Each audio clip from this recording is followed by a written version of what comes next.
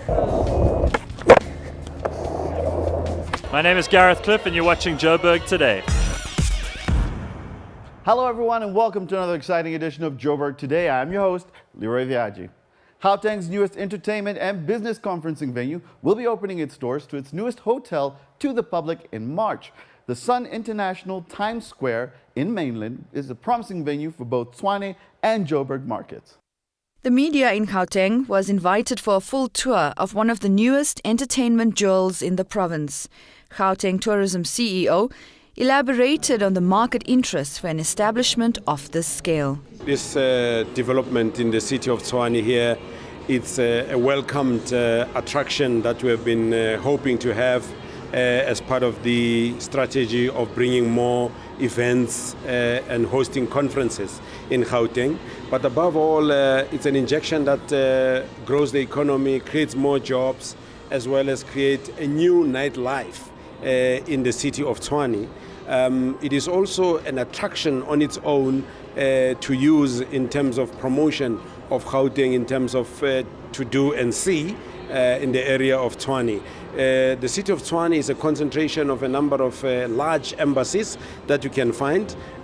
We usually would like to market a destination with certain unique offerings, and with these buildings and the developments that we have here, we have the largest statue of Nelson Mandela in terms of the Union Building. We now can speak about an arena in the city of Tshwane, which a multi-purpose offering, shopping, entertainment, as well as hosting of events in one area, as well as accommodation that you can find within one precinct. And we also love the new hotel that they've put in there, which is a multi-purpose hotel for conferencing, for events, but it also caters different categories from 3-star, 4-star, and 5-star. So it takes into account a whole range of affordability in terms of the society. The entertainment offering, which includes world-class restaurants and the second largest casino in South Africa, became available to the public in April 2017. But the hotel is still under construction. It's been a very interesting journey. It's been a three-phased opening. We opened the casino element and the 12 restaurants and 14 bars that make up that component on the 1st of April last year. And then in October, we opened the arena very successfully. October through November, we did about 125,000 people through the arena.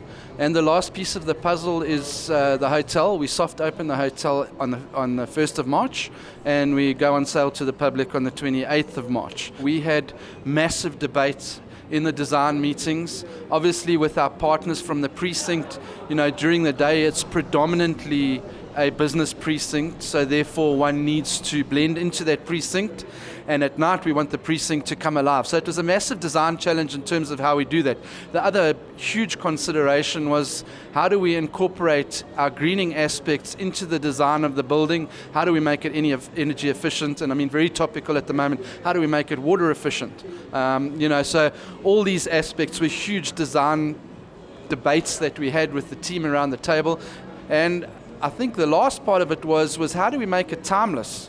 And if you look at many of the casinos in South Africa, they were designed at a particular era, and the thinking at that particular time was around heavy theming. If you'll note that this building is not heavily themed and quite intentionally steers away from that.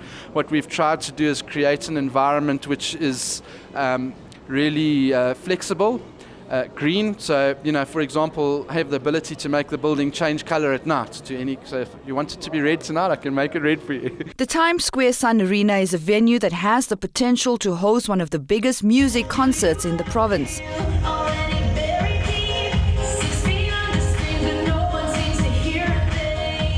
However, it is a multi-purpose venue. We've created a multi-use arena, so we can use it for exhibitions. We have retractable seating that can be folded in and out according to what we want. We can fold that seating away and we can bring curtaining in and make it look like a beautiful gala dinner venue.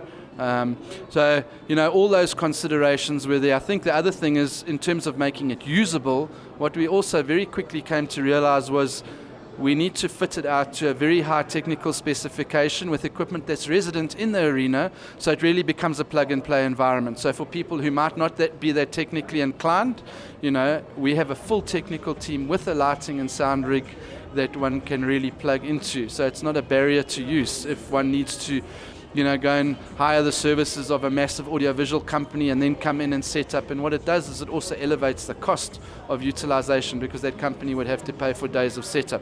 So what we've tried to do is make it as usable as possible. The other interesting feature that we have with that arena is we're able to turn it into a 3,800-seater theatre environment that feels like a theatre environment, not a theatre in an arena.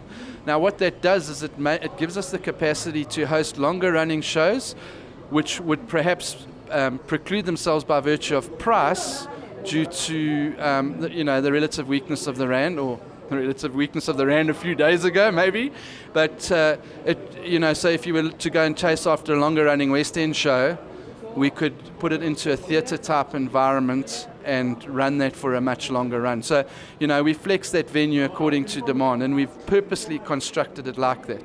Nishina Mohammed for Jo'burg Today.